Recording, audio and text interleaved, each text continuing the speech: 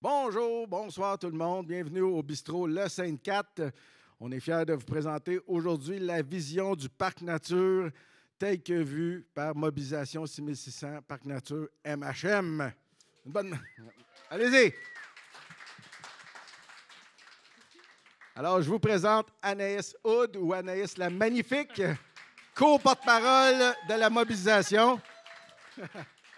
Et moi, mon nom est François Plourde ou Renard Frac ou François Frac ou Plourde. Ouais, appelle-moi chose. Attention, j'ai mon partner de joke ici, là.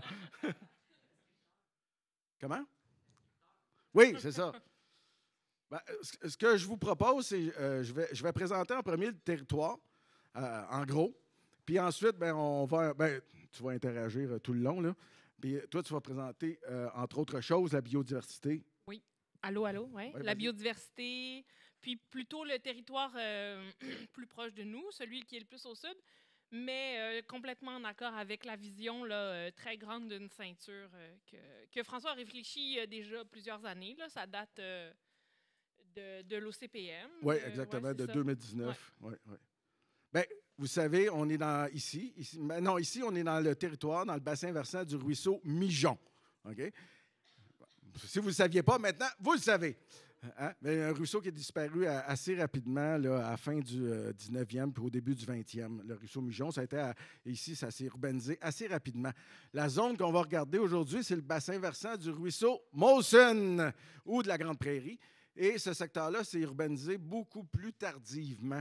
Hein, ça a été longtemps des terres agricoles abandonnées. Puis j'aimerais commencer avec vous au nord. Au nord ici, est-ce qu'il y a des gens dans la salle qui connaissent le parc boisé Jean Milot? Oui! Oui, il y a ça, c'est parce que ta blonde a déjà travaillé là. C'est ça. Est-ce qu'il y en a d'autres, là? Est-ce que vous savez c'est où un peu? Oui? C'est à côté, c'est pas très loin des galeries d'Anjou, qui serait un petit peu plus. Le boulevard des Galeries d'Anjou est là. Fait qu'on est pas mal au nord de l'arrondissement de Mercier. Bien, Mercier, Hochelaga-Maisonneuve, mais on est dans Mercier, évidemment, qui avant s'appelait Longue Pointe. Mais Mercier, c'est Anjou, Saint-Léonard, Mercier, anciennement, là, en 1879, c'était la Longue Pointe, tout simplement. Alors, qu'est-ce qu'il y a de spécial de ce boisé-là, du boisé Jean Milot, c'est qu'il est très récent. Euh, et en 2000, il y avait 4 arbres puis une friche. Ouais. Ouais. Mais c'est resté en friche longtemps, Oui. mais ça a été des remblais de construction, un peu comme tous les terrains vagues plutôt de notre bord sud, un peu. Ouais. Mais celui-là a été revendiqué par des citoyens puis protégé. Ça fait déjà... Des années 90. Ouais. C'était un projet, justement, de Chrysler, Long Point Chrysler. Ils voulaient s'installer là, entre autres choses. Mais il y avait beaucoup de territoires qui appartenaient à la ville aussi. Tu sais, c'est un territoire morcelé. Fait que les citoyens ont réussi à faire repousser le projet de Long Point Chrysler et conserver cette friche arbustive-là qui est devenue, à force de planter, un boisé. Ouais. Mais les plantations sont plutôt récentes. Le boisé avait déjà bien pris forme. Mais ce qui est très intéressant, en fait, qui a été quand même découvert par tes recherches, puis par un travail d'un étudiant en botanique, ça a été de caractériser un milieu humide dans ce boisé-là. Ouais. Puis ça a été vraiment fascinant, puis ça a donné un nouveau twist un peu à ce boisé-là complètement. Et les gens ont simplement creusé un peu, à pelle, enlevé les pneus puis les affaires dégueu qui traînaient dans le fond. Puis aujourd'hui, si on va s'y promener, ce marais-là est vraiment magnifique. C'est vraiment très, très intéressant. Fait que c'est tout ça dans... Ils l'ont appelé évidemment le marais Molson en hommage à ce ruisseau-là, ce bassin versant-là. Et c'est de se dire, dans le fond, que c'est jamais très loin. Ouais. C'est jamais très loin. Puis c'est en fait assez facile de juste permettre à la nature de reprendre son cours. Surtout quand on sait que le sol de cet endroit-là, c'est un ancien dépotoir de matériaux secs. Fait que ça repousse sur le ciment, sur l'asphalte. Et pourquoi je vous en parle particulièrement, c'est que la flore qui est à cet endroit-là, c'est la même chose qu'en bas. C'est la même chose que tout ce territoire-là. Fait qu'on est dans Ormet, Freinet, des ormes d'Amérique, des frênes de Pennsylvanie qui sont malheureusement décédés, des érables à giguère, des saules fragiles. Fait que c'est pas mal qu'est-ce qu'on a aussi au Boisé-Steinberg. Ben du peuplier aussi, peuplier, toute la gamme des peupliers. Là, je ne les nommerai pas tous. Quand je dis peuplier, c'est peuplier deltoïde, peuplier faux-trempe, peuplier baumier, peuplier à grande dent. En gros. Oui, oui. Non, mais quand je veux dire peuplier, c'est ça qu'on retrouve sur le territoire aussi en bas. On a toute la gamme des peupliers. Dont Boisé-Steinberg, on a 6 variétés de peupliers. C'est quand même impressionnant. Bon, on va continuer à descendre. Qu'est-ce qui est la grosse différence entre en haut et en bas? C'est qu'en bas, ça a été des terres agricoles jusqu'à tout récemment. Puis en haut, il y a une terrasse géologique qui fait qu'on n'a pas coupé certains arbres. Puis il y a certains vieux boisés qui sont restés, dont le parc Francesca Cabrini et le parc Bois des Pères. Là, on retrouve des vieilles espèces. C'est ici, le Bois des Pères, c'est en arrière de l'hôpital Maisonneuve-Rosemont. Hein, tout le monde, vous savez c'est où? Oui. Puis Francesca Cabrini, c'est un petit peu plus au nord. Que là, tu as de l'érable à sucre, carrier cordiforme. Carrier cordiforme, dans le fond, c'est un arbre qui accompagne l'érable à sucre la plupart du temps. C'est un arbre qui fait des noix. Comme le carrier ovale, il fait des noix. Le carrier ovale, ça se mange. Carrier cordiforme, c'est amer, c'est pas mangeable. On a de l'ostrier. Je l'ai dit dans ma vidéo, je ne parlerai pas que d'arbres, mais je vais vous dire, on a des espèces qui sont devenues rares dans l'est de Montréal parce que justement, il n'y a plus vraiment d'endroits où ils peuvent pousser. Puis c'est pas pour rien, c'est parce que le sol à ces endroits-là, il n'a pas été remanié. C'est pas du remblai. Au contraire, au sud, ici, c'est tout du sol qu'on a remanié, compacté, on a rajouté des minéraux. Puis là, à ce moment-là, c'est d'autres espèces qui poussent. Donc, ce qu'on parlait tantôt. Au Boisé-Jean-Milo, c'est quoi? De l'orme, du frêne, tout ça, là, ce qu'on retrouve en bas du peuplier. Voilà. Puis, ici, on n'a pas coupé les arbres. Quand on arrive en bas, c'est des anciennes terres agricoles. Tout le secteur qu'on parle aujourd'hui, c'est anciennes terres agricoles qui ont appartenu à un moment donné au CN. Il y avait, en face du métro Assomption, il y avait une grosse roundhouse on réparait les trains. C'est comme une maison en demi-cercle, puis on rentrait les trains à vapeur là-dedans, puis on les réparait. Que tout le territoire au sud quasiment appartenait au CN, puis ils s'en ont départis au fil du 20e siècle. Oui. Ça m'a étonnée, en fait, quand j'ai appris ça récemment, cette semaine. Puis parce que je pensais qu'il n'y avait que la friche ferroviaire, évidemment, puis que la gare de triage, c'était seulement comme les quinzaines de rails qu'on avait, nous, sur notre friche ferroviaire. Mais en fait, le territoire du CN était très, très grand. Assomption Nord aussi, dans le fond, tout ce qui est autour du métro. Oui. Puis c'est aussi ça qui a abîmé énormément le territoire, dans le fond, parce qu'on est passé d'une terre agricole très riche à un milieu industriel très contaminé. 50 ans, là. Puis on a compacté le sol, surtout, que là, c'est d'autres espèces qui vont aimer pousser. Ça change complètement. Aussi, le fait qu'on a enlevé très graduellement le ruisseau Mawson, on a changé l'apport en eau dans le territoire, que ce n'est pas les mêmes espèces. Des espèces qui vont aimer des milieux plus secs que les rabasseux, qui aiment mieux quand c'est un peu humide, pas trop, comme le charme de Caroline, la même chose. Un peu humide, mais pas trop. C'est pour ça que ces espèces-là, on ne les retrouve pas souvent, parce qu'ils sont très difficiles. Ça prend de l'eau, mais juste là, mais touche-moi pas. Ben, le charme, c'est ça. C'est un tas de roches à côté de l'eau. C'est ça qui marche. Alors, on arrive, justement, on a parlé... Ah oui, le Félix Leclerc. Qu'est-ce que c'était, le Félix Leclerc, avant? Un dépotoir. Un dépotoir, mesdames et messieurs. C'est l'ancienne vallée, c'est une ancienne swamp, un ancien endroit très marécageux. C'est une cuve. Puis, au début là, du 20e siècle, on a commencé à remplir, puis on ne sait pas avec quoi. Puis on ne sait toujours pas. Il n'y a pas eu de manifeste à l'époque. Fait qu'on a toutes sortes. On pense qu'il y a jusqu'à 10 % de produits hautement toxiques qui ont été entreposés là, qui viennent, entre autres choses, des incinérateurs et tout ça. Bon, on a des boues aussi qui viennent, à ce moment-là, on commençait à purifier le pétrole dans l'Est. Fait qu'il y aurait eu des boues qui viennent de là. Outre ça, on a mis toutes sortes, imaginez, là, déchets domestiques, asphalte, tout ça. Et on a tout fait un gros tas. Vous avez déjà remarqué, le parc Félix-Leclerc, en fait, c'est très haut. Bien, c'est ça, c'est un tas de vidange. Voilà. C'est pour ça que les espèces, là, si vous y allez, là, vous allez remarquer que les arbres sont durs à planter là parce que le sous-sol, c'est ni de la roche, c'est ni de l'argile, c'est des vidanges. Que les arbres ils ont bien de la misère à vivre là-dedans. Que c'est un drôle d'environnement, mais c'est là, c'est ça. Puis c'est protégé, bizarrement, puis c'est très grand. Mais en fait, tu ne peux rien faire d'autre là que... Fait que c'est pas vrai que si le territoire est contaminé, qu'on ne peut rien faire avec. C'est complètement faux. C'est ça que ça veut dire. On devrait s'applaudir là-dessus. Non, vraiment. Puis, malgré, c'est ça, que ça pousse pas très bien pour les arbres à Félix Leclerc, ben en fait, juste pour le situer mieux, là, Oui, oui. fait que c'est ce rectangle-là. Le boisé Jean-Milot, c'est la pointe ici, mais tout au sud, ici, c'est un grand cimetière qui est aussi avec des très beaux, vieux, grands arbres. Fait qu'il y a quand même... Un biocorridor. Il y a un biocorridor, une connectivité écologique à cet endroit-là, ce qui fait que dans le boisé Jean-Milot, on trouve par exemple, pour la faune aviaire, pour les oiseaux, on trouve une plus grande diversité et densité d'oiseaux même que sur le Mont-Royal. Alors qu'il est minuscule, ce boisé, il est vraiment très petit, mais c'est la proximité d'un milieu ouvert avec le parc à côté, d'un milieu humide avec le petit marais Molson, puis de grands arbres matures avec le cimetière à côté.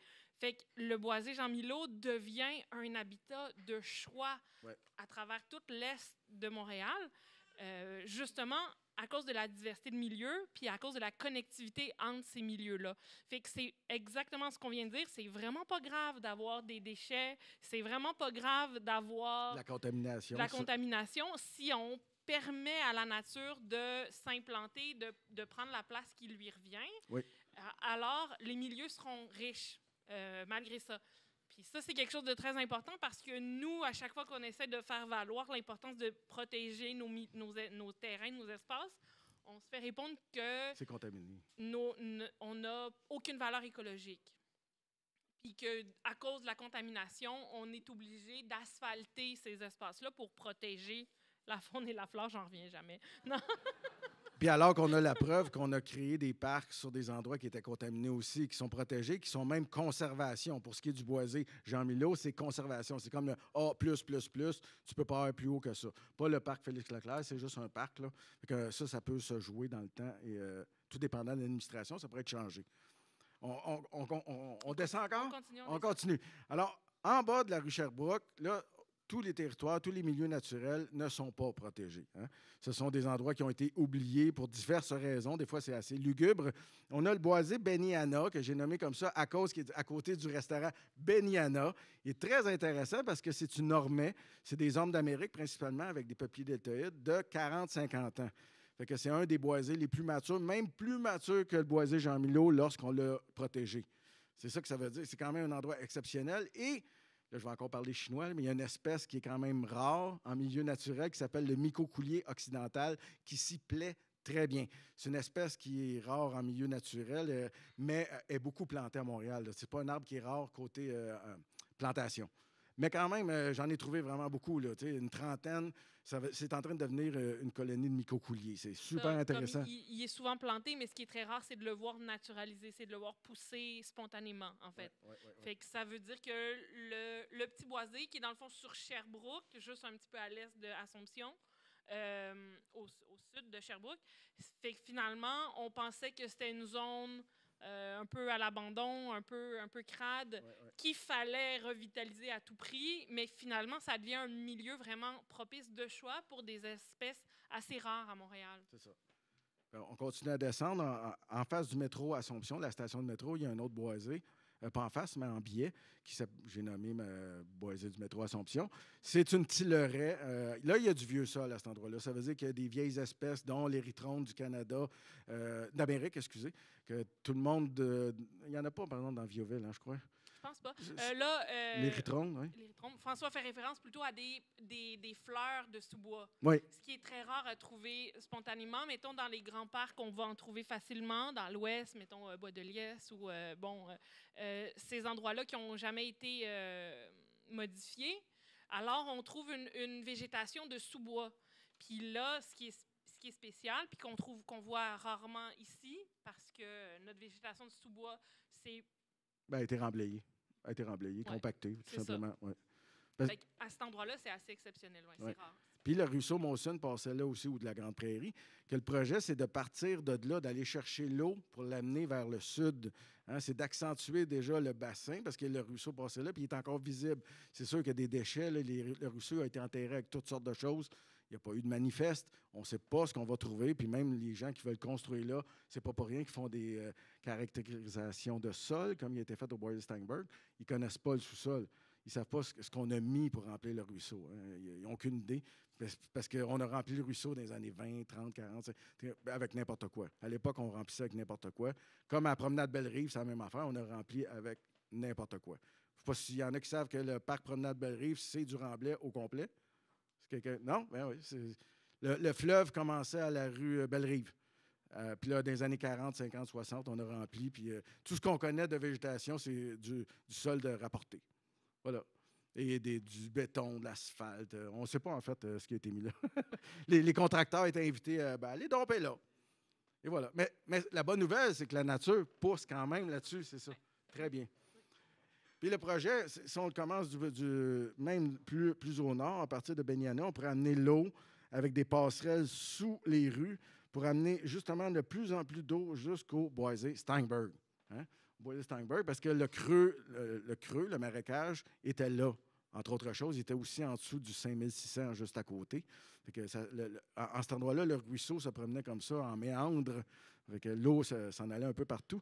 Mais pour ramener de l'eau, il faut l'amener du nord. Puis il faut prévoir les autres boisés. Fait que dans le projet, c'est d'incorporer le Beniana et du métro Assomption, faire des trous en dessous de la rue, mettre des tuyaux, des passes aussi phoniques.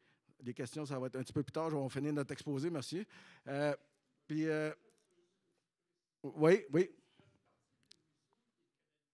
Oui, absolument. Le ruisseau Mawson sert aux égouts. C'est un ruisseau combiné, sauf qu'il en reste une autre partie qui est pluviale, malheureusement, qui passe seulement à partir du 5600. Puis là, je ne sais pas où va le tuyau, un petit peu plus au nord, mais il ramasse de l'eau quelque part là, puis il s'en va, puis il passe en dessous de la Canadian Steel Foundries ou le terrain de Raymond Logistique. Il est sûrement percé parce que l'eau qui remontait, qui percolait là, dans le temps, il doit venir de ça, de cet égout pluvial-là. Ah, les piscines qu'il y avait. Oui, exactement, exactement. Mais c'est quand même le projet de commencer beaucoup plus au nord pour abreuver justement le boisé Steinberg, qui est quand même un endroit exceptionnel qui a été complètement nivelé en 92. Pourquoi je l'ai appelé Steinberg? C'est parce qu'il y avait un entrepôt Steinberg là avec Woolco qui était là. C'était complètement asphalté. Le bâtiment a passé au feu au mois de janvier 1992. On était obligé de le détruire. Puis là, après, on a nivelé à partir de l'été 92, puis on a laissé ça comme ça. Fait que la prairie humide qu'on retrouve, elle est aussi fausse. C'est les mêmes, mais par inadvertance, on a créé une prairie humide et c'est resté. L'eau s'est accumulée.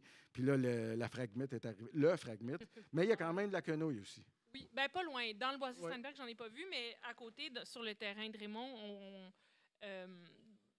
pas sur le terrain plat, mais il y a un endroit où ils ont été forcés de creuser un fossé pour gérer le surplus d'eau, parce qu'à cet endroit-là, il y a de l'eau partout. Il y en a vraiment tout le temps. Et ce fossé-là est rempli de quenouilles. C'est vraiment merveilleux. Oui. C'est vraiment beau à voir aussi. Oui.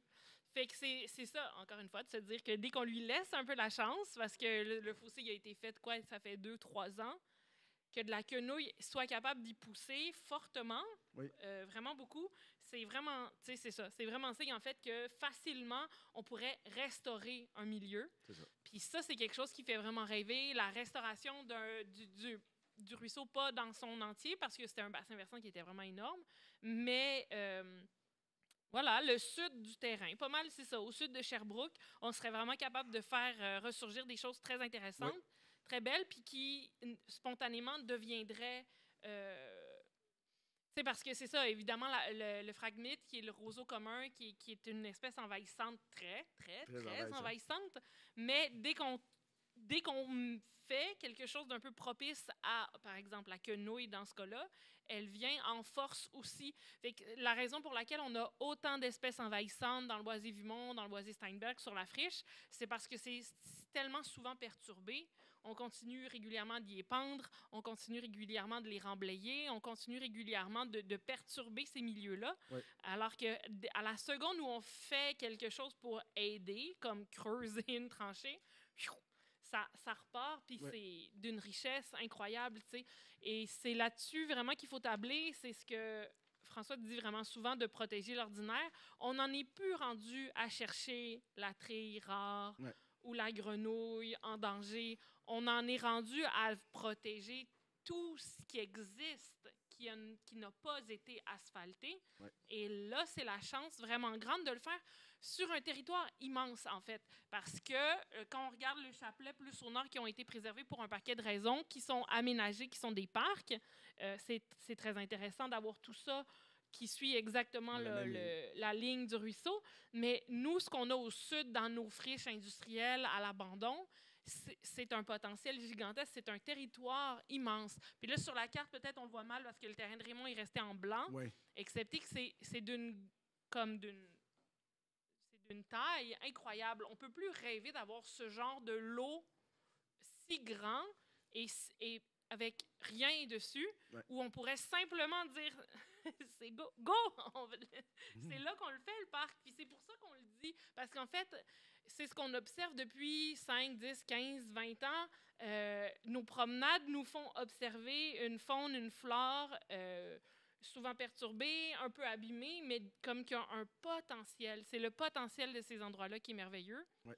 Puis la flore indigène que j'ai dit tantôt, les ostriers, Oui. qui est rare, elle peut revenir, parce que je l'ai remarqué dans la Rivière-des-Prairies, ça peut pousser dans du remblai, mais du remblai aéré, ça veut dire du remblai de roche. Il faut croire que la flore indigène aime un humus vraiment riche. En fait, ça pousse dans le calcaire. C'est le calcaire que ça apprécie. Mais il ne faut pas que le sol soit compacté, par contre. C'est ça l'affaire. Il faut que ça soit bien drainé, bien aéré. Puis ça se reproduit facilement. Puis surtout, ces espèces-là, les rabassous, tout ça, sont rendus très loin. Ils ne se reproduisent plus sur notre territoire parce qu'il n'y en a pas de proches. Hein? Puis en plus, un sol compacté ne va pas amener, ne serait-ce que les érabes argentés, là, il serait supposé d'en avoir plein au Boisé-Vimont et il y en a peu. Bizarrement. Mais il y en a plein dans les rues autour, là, dans Viauville, des érables argentés. Ils se reproduisent peu. Là, c'est une bonne question. Pourquoi? Le sol, est-ce qu'il est trop acide, trop compacté? Je n'ai pas de réponse. Mais je pense qu'on pourrait le réactualiser parce qu'il y a 2 espèces comme ça, indigènes, qui sont super efficaces, un peu plates, mais qui poussent très, très vite. C'est le peuplier deltoïde et l'érable argenté. Ça, on peut planter ça massivement, puis ça fait justement des forêts très, très rapidement, super rapidement. Fait que, on parle-tu de ton chalet à côté du boisé Steinberg? Hein? Ah oui. Parce qu'on n'a pas fini de descendre. Il y a évidemment la friche ferroviaire qu'on voudrait garder. Ça, c'est certain. Ça peut être tel quel. En Allemagne, ils ont fait ça. À Berlin, ils ont gardé des grandes... des gares de triage telles quelles. Ils ont gardé les rails. Tout le monde était content. Les arbres poussent très, très bien là-dedans, dont le bouleau, parce que ça imite, encore une fois, quelque chose qui se passe à la Naudière. Le bouleau, il pousse dans le sable. Hein? Fait que c'est faux de penser que ça prend une belle petite terre. Non, mais ça prend quelque chose de... Quand même, c'est une question de drainage, d'exposition au soleil. C'est ça le plus important. Et c'est pas tant la terre, c'est ça. Fait que quand c'est compacté, là, par exemple, ça devient compliqué parce qu'il n'y a rien qui passe. L'eau, c'est que soit qu'elle reste stagnante ou ça devient compliqué. Mais ça, nous, les humains, on peut reproduire ça. Ils le font au boisé Jean-Milot, qui est un sol qui est dégueulasse. Là. C'est rempli d'asphalte. Mais ça pousse bien. Ça pousse bien, il s'agit d'être persévérant, de faire des belles fosses. Puis, non, c'est le travail d'humain, d'accélérer le processus naturel, en fait, on est capable de le faire. Tout le monde dans la salle ici, on prend les mains à la pâte, puis on fait des belles fosses, bien, peut-être pas comme la fois qu'on a planté rapidement en 2019. Non, c'était trop rapidement. C'est trop vite, oui. C'était compacté aussi. Très compacté. Il venait de compacter. Oui. On parle de la manif plantation qu'il y a eu au boisé Steinberg en 2020. Oui.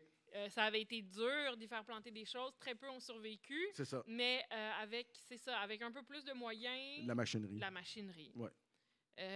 On en arriverait à planter des choses vraiment...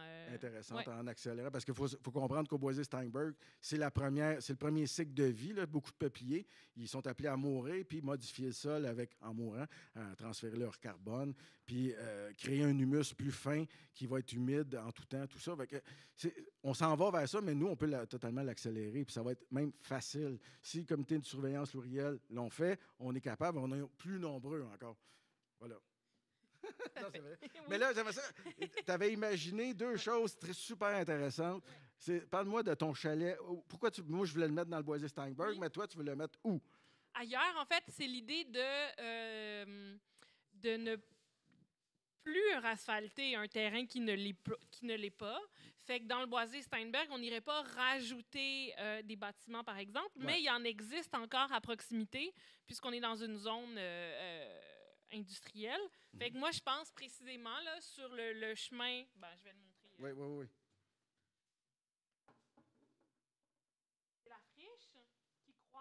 bâti pour devenir la promenade cyclable piétonne de ce côté-là, qui est de ce côté-là abandonné, et avec, France Délices, là, vous voyez, sur Ontario.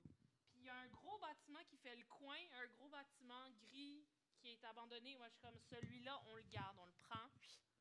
Et qu'on agrandit la friche comme ça, puis ce bâtiment-là peut devenir un espace, chalet facilement, un point, en fait, une infrastructure, un point où on peut y installer toilettes, poubelles, services, même, tu sais, un petit café, whatever, ou, tu sais, Reciboc, je ne sais pas pourquoi je pense à ça. Ou, tu sais, comme parce que le bâtiment est très gros, très grand, tu sais. Fait qu'il y aurait moyen d'en faire un lieu, parce qu'on passe à côté, mais qui est inaccessible, puis grillagé.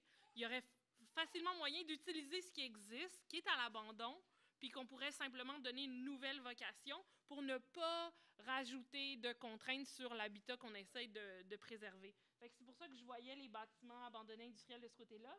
Puis, ici, c'est le terrain de Raymond, évidemment, qu'on pourrait garder. Il peut même garder sa patch d'asphalte. Si on prend tout le reste. Puis, sinon, ici, c'est l'ancienne usine Molson qui est abandonnée. Et là, ce qui est très intéressant, qui nous fait rêver depuis quand même une couple de mois, c'est de réfléchir à une école, carrément, ou un centre de recherche sur la biorémédiation. C'est quoi la biorémédiation?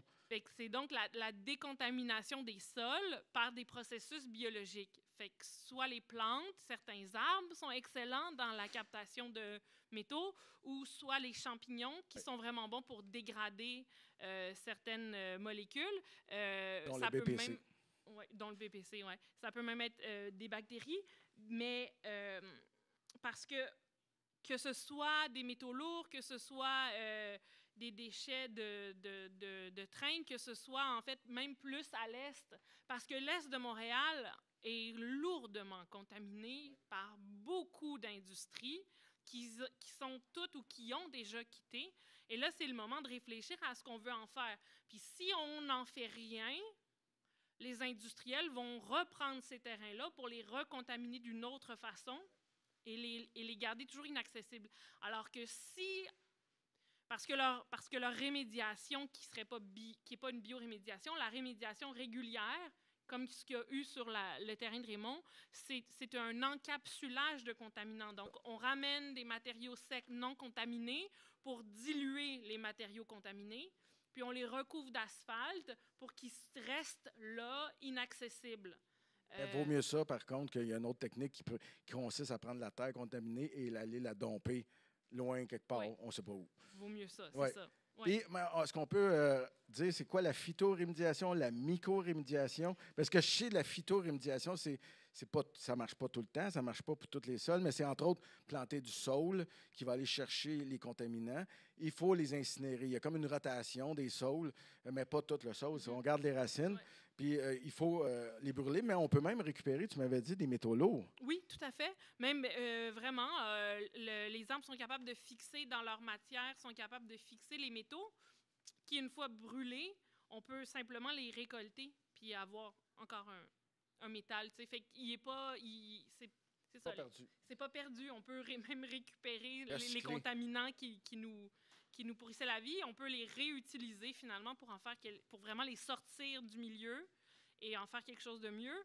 Fait que ça, c'est la phytorémédiation. Donc, phyto, c'est les plantes qui vont souvent fixer les contaminants à l'intérieur de leur matière. Sinon, la myco, c'est les champignons qui vont dégrader. Les champignons se nourrissent de matière, fait qu'eux vont dégrader puis vont faire disparaître carrément, vont consommer les contaminants. Puis c'est beaucoup plus long, par contre. Là, la phyto, on parle de, tout dépendant des contaminants, c'est entre 15 et 25 ans. La myco, quand on parle là, de métaux lourds, arsenic, BPC, ça peut prendre jusqu'à 50 ans décontaminer avec cette technique-là. C'est très long, mais au final, tu as un beau terrain. Mais même pendant ce temps-là, tu peux faire, tout dépendant de où il y a les contaminants, tu peux mettre plusieurs techniques en même temps, puis tu peux en profiter. Oui. Parce que, on prend un autre exemple, le champ des possibles, c'est une gare de triage et le sous-sol est gravement contaminé. Je sais que le statut du champ des possibles n'arrête pas de changer à cause de ça, entre autres choses, mais il y a moyen de faire un parc, même sur un endroit fortement contaminé. C'est sûr que ça reste... Oui, vas-y. Ah, c'est à côté de l'hôpital Maisonneuve-Rosemont. Puis c'est sur une terrasse géologique. C'est pour ça que ça a été conservé. Ouais, parce que c'est une pente. Fait que c'est pas très grand, là, mais là, le sol n'a pas été remanié. C'est quasiment le sol original. C'est pour ça que les espèces pionnières anciennes sont encore là. Au contraire du reste qui est devenu des terres agricoles, mais des terres agricoles qu'on n'a jamais replantées puis qu'on a laissées en jachère, mais souvent qu'on a recompactées. Comme je l'ai dit, les sols vraiment compactés, là, c'est dur. Ouais. C'est dur, oui. Fait que juste pour le situer sur la carte, là, ici, c'est le parc Maisonneuve. Puis ici, c'est le golf. Oui. C'est Assomption. Ici, il y a l'école secondaire Marguerite de la Jemmeraie. Exact. Que j'ai fait mon secondaire. Puis là, il y a le Bois des Pères juste derrière, qui connecte ici avec le parc Francesca Cabrini, qui est un parc, mais qui a aussi une belle zone boisée. C'est ça. Il y en a deux, oui. Ouais. Oui, les deux sont anciennes. Au milieu, ben, on a fait une pente de glisse, fait que ça a disparu. Là. Mais ce que j'avais proposé dans d'autres mémoires, c'était de regrouper les parcs au nord avec des espèces indigènes pour que ça reforme un boisé, là, mais qui n'empêche pas la glisse. Ouais. On n'est pas contre le sport quand même. Là. Mais c'était tous des exemples pour vous dire que, en fait, on a la même flore au nord, on a des endroits contaminés, on a aussi de la belle flore qu'on peut ramener en bas. Fait que c'est très comparable. Pour moi, le bassin du ruisseau Mawson, c'est tout le même endroit. Puis c'est faux de dire que contaminé, on ne peut rien faire. C'est complètement faux. Puis on peut ramener des espèces indigènes éventuellement, tranquillement. Là, c'est un travail qui se passe sur des dizaines d'années, comme le comité de surveillance plurielle. Voilà. C'est très simple, en fait. Il s'agit juste d'avoir de la détermination. Ouais. C'est tout. C'est tout. Puis, attends. Sur le terrain de Raymond, on avait prévu quoi? On s'est parlé jeudi. Hein? Vas-y. Entre autres choses, on veut ramener des arbres. Ouais. Qu'est-ce que ça va prendre? Une pépinière, notre propre pépinière. Parce qu'il y a des espèces, c'est assez long, hein? Comme le charme de Caroline, ça va être long à ramener. On va les faire pousser nous-mêmes et on va les replanter nous-mêmes. Voilà. Fait que ça, c'est quelque chose, en fait, qui est souvent assez décourageant. La friche a été plusieurs fois plantée. Le CN, un leader, je ne sais plus trop, leader de la forêt urbaine, plante souvent sur ces terrains. Et malgré qu'ils vont être accompagnés par des organismes qui vont leur dire, la Saverdie, sélectionner des espèces indigènes, quand ils arrivent à la pépinière, ils prennent ce qu'ils trouvent et il n'y a pas d'espèces indigènes. Souvent, la pépinière est vide, ils ont juste des espèces de saules comme exotiques. Puis là, on dit, bon, on va les prendre, on va les planter quand même. Fait qu'il y a beaucoup d'arbres exotiques qui ont été plantés tout le long. Bon... c'est pas très grave, c'est pas dérangeant, c'est pas envahissant, mais ça deviendra jamais un milieu avec une biodiversité riche, avec des interactions écologiques fortes. Ça pourra jamais créer un milieu de vie propice aux interactions. Fait que c'est l'importance, en fait, d'avoir accès à des essences, des espèces qui sont vraiment adaptées à nos besoins. Puis, c'est tout l'intérêt de pouvoir avoir la pépinière puis décider nous-mêmes, mais pour notre espace, mais aussi pour les arbres de rue ou les arbres offerts. Ou, faut arrêter avec, comment il s'appelle? Celui qui a les petites feuilles cute, là. Non. Ben, ils ont des feuilles cute, là, Anaïs. Non, mais... Le ginkgo. Ah, le ginkgo. Ah, que je le déteste. Avec le ginkgo, c'est ça. C'est cute, mais voilà. Fait qu'il y aurait, après toute une réflexion, j'aime bien quand même qu'il y ait plein de tracés verts qui a été rajouté. Ouais. Où justement, c'est l'importance de verdir des espaces. C'est ça. Puis, en tout cas, je pense qu'on est un peu d'accord là-dessus. Je suis vraiment fâchée souvent contre les projets de verdissement, mais c'est pas parce qu'ils sont pas bons, tu sais. C'est important de verdir des rues, des ruelles, des espaces, excepté que le plus urgent, c'est de préserver les milieux qu'on peut encore préserver. Puis là, attends, là, avec l'école de phytorémédiation, de biomédiation, excusez, justement, le terrain de Raymond Lustig, qui serait à nous maintenant, on s'en servirait comme laboratoire, justement, de phytorémédiation, parce que les élèves ont un besoin de territoire qui est déjà contaminé. Et le jardin botanique est très intéressé parce que Très l'ancien, là, je ne sais pas ouais. s'il est encore recteur, là, mais M. Labrec, qui est soit l'ancien ou le nouveau, en tout cas, recteur de la partie du jardin botanique. Et sa spécialité, c'est ça, la biorémédiation. Fait que, le jardin botanique recherche dans ses activités à aider les citoyens et ce genre d'activités-là, il cherche, un, à sortir de leur mur. Ils cherchent, deux, à aider les citoyens. Fait que c'est une occasion rêvée de les interpeller et de leur dire, venez, on a des solutions, on a des endroits, nouvelle école, territoire, justement un grand laboratoire pour vous, une nouvelle pépinière. Fait que c'est ça, c'est merveilleux, en fait. Merveilleux. On a le droit d'être Oui. utopiste, c'est ça qu'on Oui, fait, c'est ça qu'on l'utopiste fait. réaliste. Est-ce qu'on a oublié quelque Je chose? pense qu'on a fait le tour, en fait. On Mais n'a pas parlé du boisé-vimon. Ah, on n'a pas même pas parlé du boisé-vimon.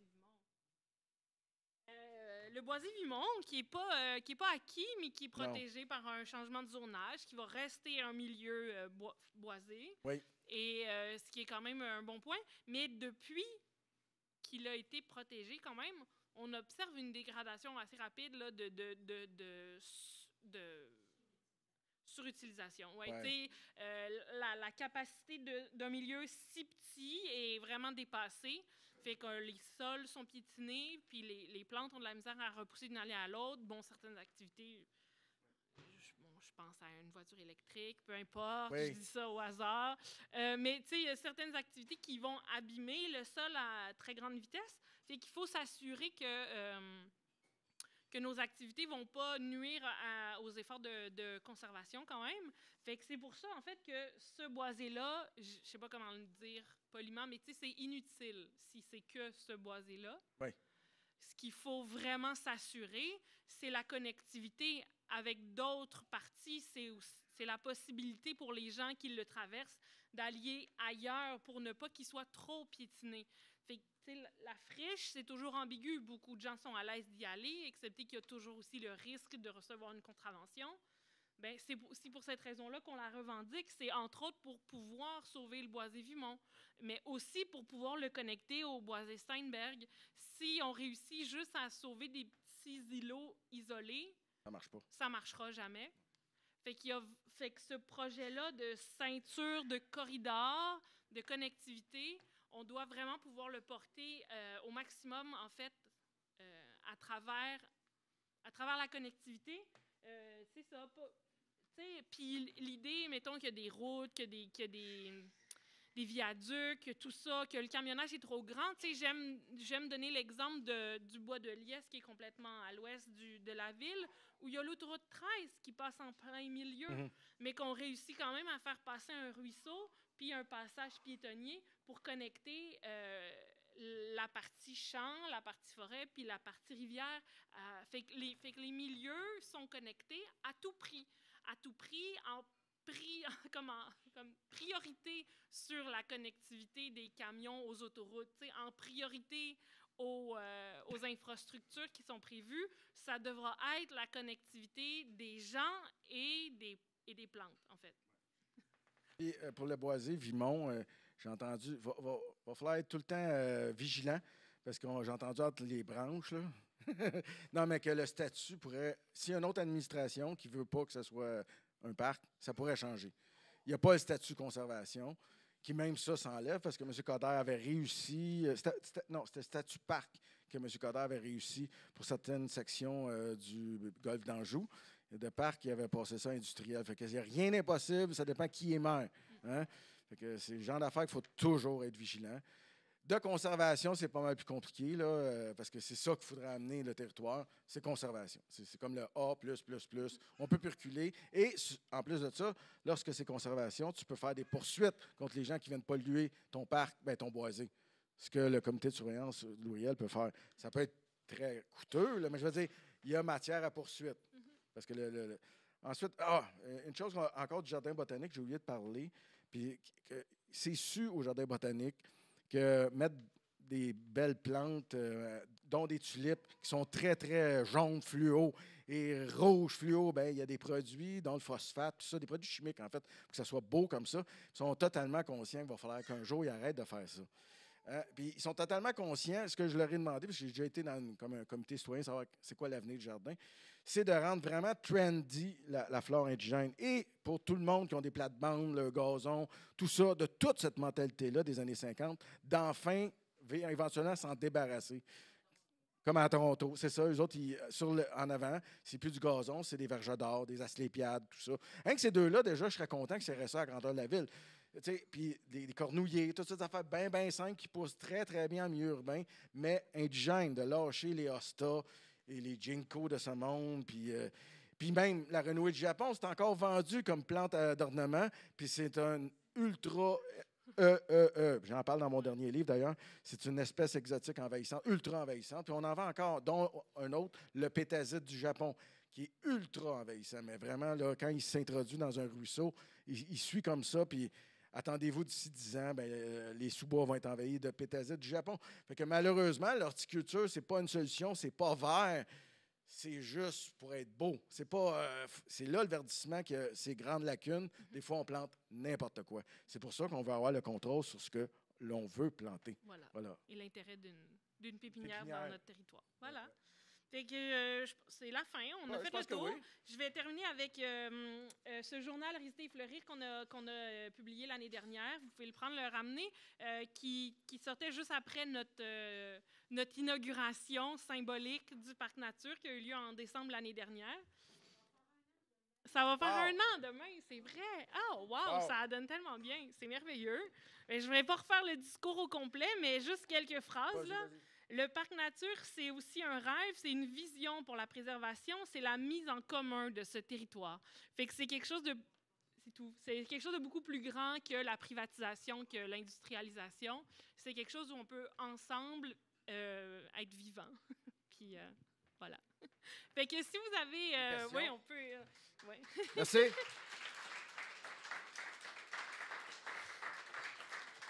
On rentre dans la section discussion. Voilà, on rentre dans la section discussion parce que notre conférence de ce soir s'appelle « Quelle vision ?»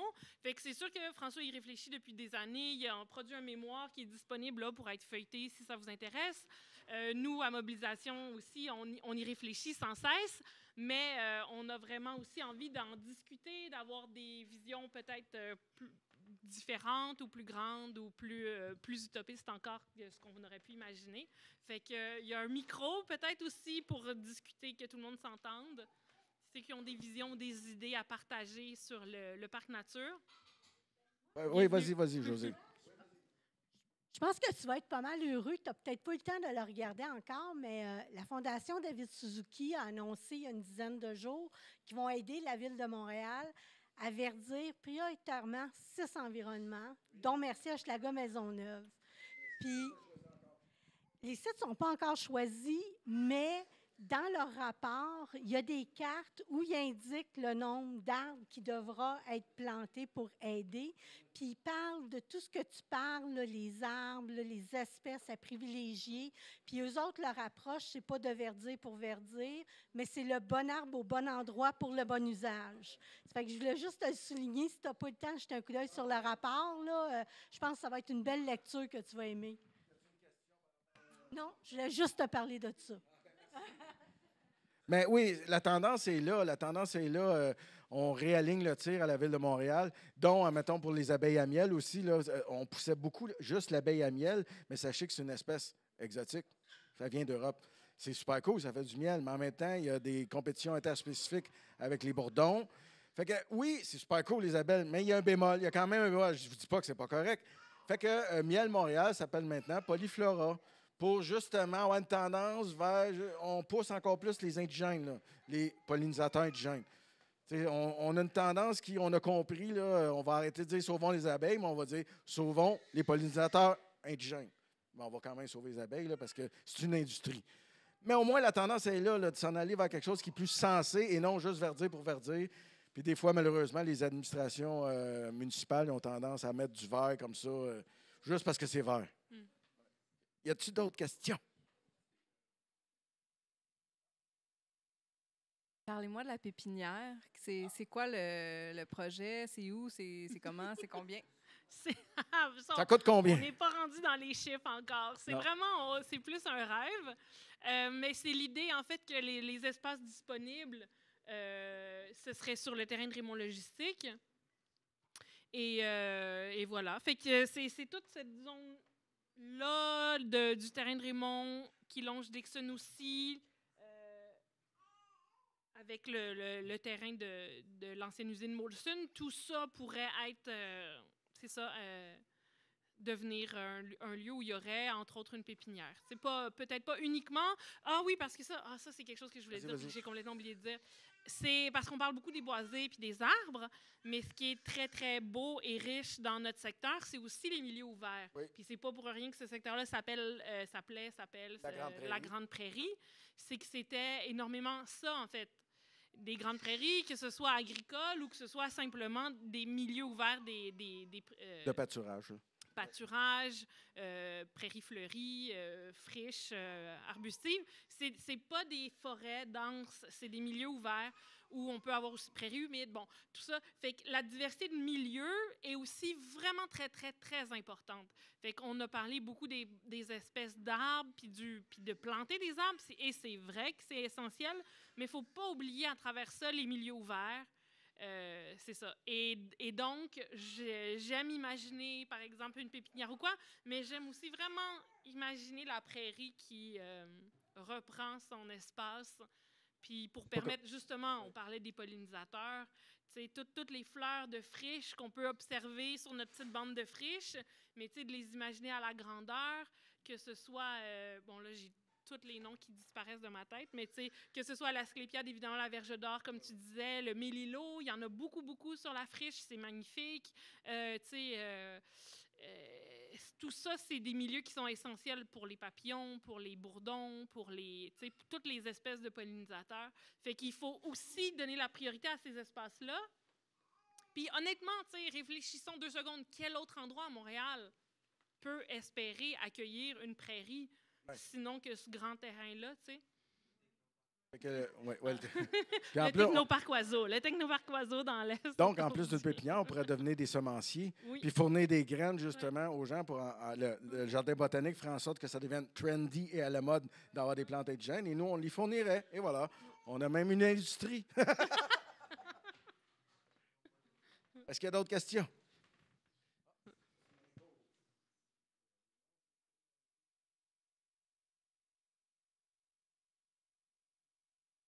Je trouve ça extrêmement intéressant. Le problème maintenant, c'est d'implanter ça, le faire.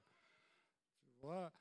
Et lorsque tu rentres dans toute cette problématique de la mise en œuvre de ce projet-là, il y a un problème. Je vais sauter par-dessus un certain nombre de problèmes. L'acquisition des terrains, etc. Et au niveau du concept, il y a des enjeux qui s'ajoutent. Ça, c'est l'élément principal, ce que tu as décrit, ce que vous avez décrit tous les deux, c'est-à-dire restaurer une forêt, un parc nature, avec toute la faune et la flore originale et tout. Il y a d'autres enjeux qui s'ajoutent à ça, puis on doit réfléchir à ça aussi. Par exemple, quel est le type d'usage de ce magnifique espace vert? Comment se font les bordures? Par exemple, sur la rue Notre-Dame, comment se fait? Est-ce qu'il y a un pavillon d'accueil? Est-ce qu'il y a... comment se fait le service, l'entretien, la police de tout ce parc à travers toutes les saisons? Comment ça se passe en hiver? Comment ça se passe au printemps, etc. Et tout ça. Lorsque le parc jouxte, par exemple, des résidences de personnes âgées. Est-ce qu'il y a un petit morceau du parc qui devient un jardin d'agrément pour ces personnes-là? Est-ce qu'on admet des pistes cyclables là-dedans? Hein? Est-ce qu'on construit un café quelque part dans le parc? Où sont les toilettes? Tout ça. Tu vois, là, je pourrais continuer comme ça pendant 3 heures. Je ne le ferai pas ce soir. Mais à un moment donné, il y a toute une série d'enjeux à régler, tu sais, au-delà des enjeux fondamentaux que vous avez examinés. Et ça, moi, je me mets à votre disposition pour vous aider là-dedans.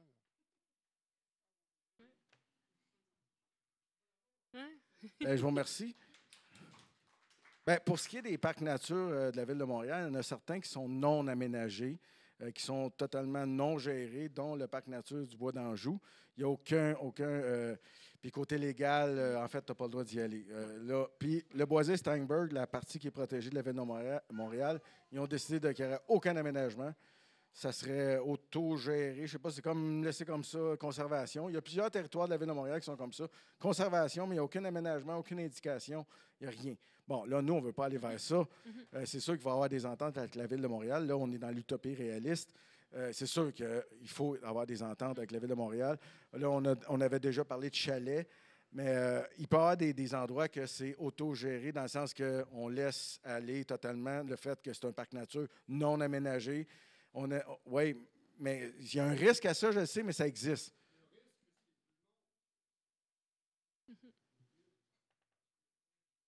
Oui, il y a trop d'usage parce que c'est très petit. Mais si on agrandit justement l'usage, on risque de la diluer. Mais oui, il faut qu'il y ait du contrôle, ça c'est vrai. Puis c'est aux citoyens de le faire. Au comité c'est vrai que le comité de surveillance touriale ne gère qu'un petit territoire. Là, c'est vrai qu'on va se ramasser avec un très, très grand territoire. Eux-mêmes, ils ont beaucoup de problématiques de campeurs aussi. Ce sont les mêmes. Fait qu'ils sont obligés de faire la police eux-mêmes. Puis en premier, ils commencent avec les organismes tels l'Anonyme.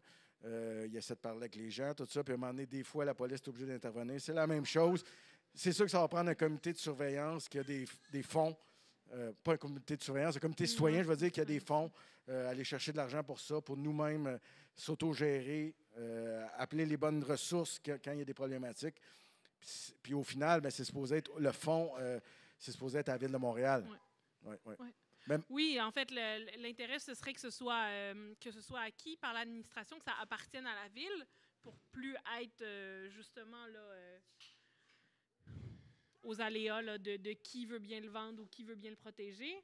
Mais fait qu'une fois que qu'il y a de l'acquisition d'espaces verts, moi, c'est pas la première inquiétude de savoir est-ce qu'il y aura des toilettes ou des pistes cyclables. Je pense que la préservation est la plus urgente. Mais une fois que ça, c'est fait, on pourra refaire une rencontre, puis c'est ça. Mais exactement, c'est ça. Ce parc nature-là existe déjà. C'est ce qu'on aime répéter tout le temps, même s'il n'est pas légal. Les gens y vont tellement qu'il faut reconnaître cet usage-là, le respecter, puis le permettre idéalement sans qu'il y ait de risque. Après... est-ce que la préservation des espaces verts est plus importante que l'accès à la nature des Montréalais? Bon, c'est des débats quand même riches, là. Mais qu'on n'a pas poussé notre réflexion jusque-là encore. Je pense que l'idée d'avoir, mettons, la piste cyclable, je veux dire, le chemin, la friche ferroviaire existe déjà, est employé par les skis en hiver, par des vélos en été.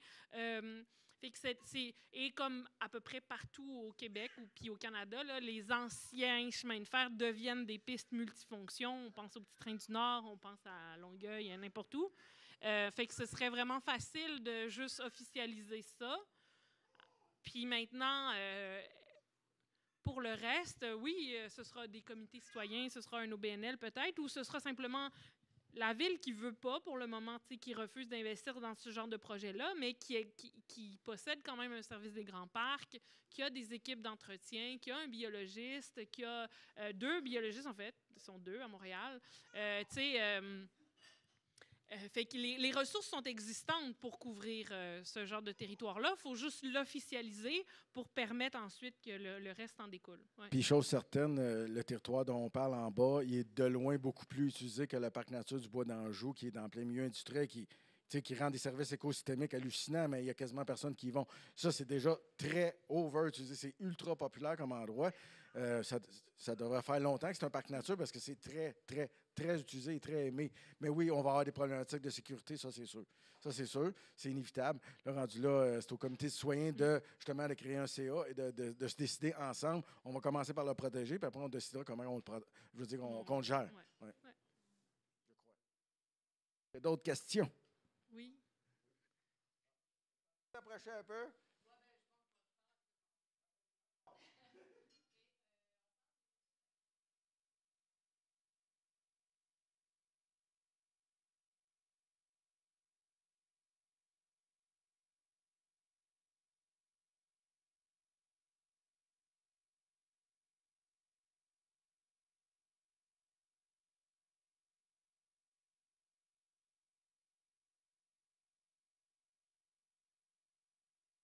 Oui. Oui, je l'ai. Oui, je l'ai parlé tantôt rapidement, là, mais oui, il y a déjà une canalisation qui part à peu près là aussi qu'il y a l'incinérateur. Bon, elle passe déjà en dessous de la traque. Il y a déjà de l'eau, là. Il n'y en a pas beaucoup. C'est de l'eau pluviale qui vient d'un tuyau qui est en dessous du 5600. Ensuite, je ne sais pas jusqu'où il va. Je perds sa trace sur les vieux plans. Mais c'est peut-être juste Jean Le Fossé qui était là anciennement à côté, c'est tout. OK?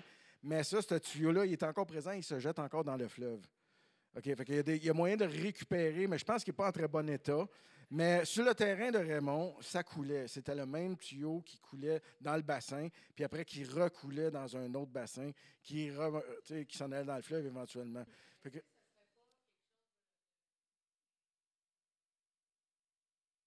oui, oui. Bien, ça passe en dessous du port dans un tuyau. Il y en a des urbex qu'on appelle. C'est assez haut pour y aller.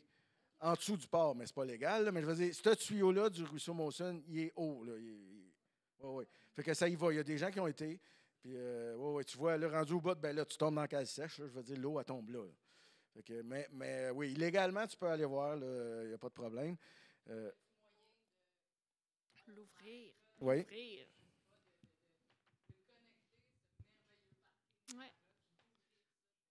Oui. Le port. Vas-y. Ouais.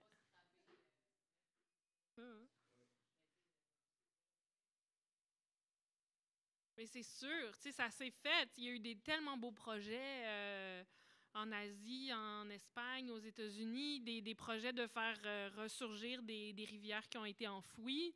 Ça se fait vraiment bien. Le problème avec le Monson, c'est qu'il est vraiment utilisé comme égout. Comme égout. Fait que l'eau principale, les sources principales sont vraiment utilisées à propulser les fanges. Fait que c'est quasiment impossible d'aller les rechercher. Là, comme je te dis, il reste un petit ruisseau Monson. Il n'est pas fort, mais il y aurait moyen d'aller chercher de l'eau de surface. Puis de toute l'industrie aussi légère, d'aller chercher toute l'eau des toits, l'eau de la rue. C'est pas super propre des fois, l'eau de la rue, par exemple, mais c'est mieux que rien. Comme tu disais, ça prend des bassins de sédimentation, de décontamination, tout ça avant d'envoyer dans le fleuve. C'est possible. C'est sûr que c'est pas une eau parfaitement pure, parce qu'on a ça un peu dans le cas. Là, c'est un cas exceptionnel, mais il y a de l'eau pluviale qui traverse le quartier industriel de Saint-Léonard. L'eau rendue à bout n'est pas super belle. Non, elle se jette dans le ruisseau de Montigny. Là. Il y a un des affluents, tu remarqueras si vous allez là, en jour sur le lac, il y a un des affluents à côté du Nouveau Mondou. Vous allez voir, l'eau est vraiment dégueulasse. Là. Mais ça vient d'un quartier industriel, fait que c'est ça. Ouais. C'est pas parfait. Le ruisseau de Montigny qui est comme juste l'autre bord. C'est le petit frère de la du ruisseau 40, Monson. Qui va tomber dans Rivière-des-Prairies. Exactement. Ouais. Ils partent les deux chacun de leur bord. Mais et donc, on pourrait aussi rêver de connecter puis de faire un grand chemin là, c'est ça. vers du ruisseau au fleuve, mais de la rivière au fleuve. Mais c'est sûr que c'est difficile, mais de se dire que actuellement le ruisseau canalisé, utilisé comme un égout, se déverse directement dans le fleuve. Ben non, l'égout combiné s'en va à l'usine d'épuration. Et la partie qui est seulement pluviale s'en va directement dans le fleuve. Okay. Oui, mais c'est pas beaucoup d'eau, là. Ouais. Oui. Mais il y a quand même une partie, mais il y a un peu d'eau, mais jamais comme le vrai courant. Ouais. Puis quand vous allez dans... il y en a des gens qui remontent un petit peu plus loin, là, sur la côte là, du boulevard de l'Assomption, quand tu t'en vas vers l'hôpital Maisonneuve-Rosemont. Là, il y a un trou d'homme, là, puis là, il y a une drop, là, il y a un égout, puis tu l'entends, le ruisseau Monson. Il est très puissant. C'est une cascade, là, il y en a de l'eau. Là. Il était très large, le ruisseau, rendu en bas. Là, il était comme 14 pieds de large là, à certains endroits, des fois seulement 2 pieds. C'était un méandre, mais il était très, très large. Il était navigable. Il y a des sources de Murray qui a déjà remonté un peu. Pas toutes, mais en partie, il était navigable. Fait que, avec des barques, là, je veux dire, là, ils débarquaient de leur gros voilier. Mais il y a des sources, ça, c'est écrit Murray, entre autres choses, il a remonté une partie du ruisseau. Fait que, oui, c'est un gros ruisseau. Là, c'est vraiment un gros, gros, gros ruisseau. C'est ça. Fait qu'il y a énormément d'eau d'aller chercher au nord, là, qui s'en va présentement dans les égouts combinés, malheureusement. Ouais. Fait que c'est ça aussi, la gestion d'eau écologique. C'est toute l'importance de capter cette eau-là, de ne jamais l'envoyer dans les égouts puis à l'usine de filtration. Il faut qu'elle puisse rester sur un terrain qui est non asphalté, qu'elle puisse stagner, filtrer, redistribuer dans un processus plus régulier parce qu'en asphaltant tout puis en envoyant tout le plus vite possible à l'usine, on est plus capable de le supporter. T'sais, on le voit avec les inondations qu'on a eues cet automne. Fait que c'est juste la solution aussi économique, la plus rentable, de vouloir faire ressurgir des milieux hydriques comme ça, des milieux aquatiques, hydriques. La gestion d'eau, c'est pas mal, en tout cas, ça qui a fait Montréal, là, une ville aussi habitée. Là, ouais. Il y avait tant de ruisseaux, puis de milieux humides, puis la gestion des creux, des bosses, C'est problématique, oui. C'était problématique et phénoménal. Fait que très rapidement, ils ont fini par vouloir tout canaliser puis asphalter. C'est 82 des ruisseaux qui ont été enterrés. Ouais. Mais, 82 c'est énorme. c'était viable quand ils faisaient ça il y a 100 ans, puis aujourd'hui, ce l'est plus. Ouais. Fait que la solution, c'est de défaire tout ça, puis de faire un... Il y a une chose qu'on n'a pas parlé, il y a un pluvial aussi en dessous de la gare de triage, on l'entend très bien. Ça semble être un pluvial parce que quand c'est de l'égout combiné, ça sent. Là c'est de la belle eau parce que ça sent rien. Fait que il a récupéré aussi cette eau-là, savoir d'où elle vient. Elle vient-tu juste du fauteuil à côté, mais il y a quand même assez d'eau, puis c'est fréquent là, qu'il y a de l'eau. Puis il y a moyen de ramener cette eau-là, puis l'amener même dans le Vimont, puis créer un autre bassin là, puis se promener comme ça. C'est ça. Il y a un creux, ils ont mal remblayé dans le temps. Je ne sais pas, en fait, il y a des histoires qui disent que dans le Boisé-Vimont, c'est une ancienne pépinière. Moi, j'ai pas de preuves, j'ai rien trouvé. On m'a dit ça, je pense que c'est Paul. Oui, ça se peut. Ouais, ta mère t'a dit ça. C'est fort possible. Ça serait ça les traces de l'ancien, l'endroit le plus creux. Okay. C'est possible, mais il n'y a pas de manifeste. Il n'est pas resté de traces de ça. Ça peut-être. Ah, ça se peut. Mais je sais qu'à l'époque aussi, il y avait beaucoup, puis c'était encouragé de jardins communautaires improvisés un peu partout sur le territoire. Puis ça, c'était fortement encouragé après la Seconde Guerre mondiale. Les citoyens étaient invités. Si il n'y a pas personne, tant qu'il n'y a pas de construction, on pouvait y aller, faire des jardins. Moi, je pensais que c'était ça. Mais c'est peut-être aussi une pépinière, là, je veux dire. Mais pourquoi ça serait si creux? C'est ça qui est louche. Pourquoi il y aurait autant d'eau? Pourquoi ils ont creusé si creux? Parce que c'est pas bon. OK. Oui, ça c'est très logique. Puis on m'a dit aussi qu'il y en avait, là...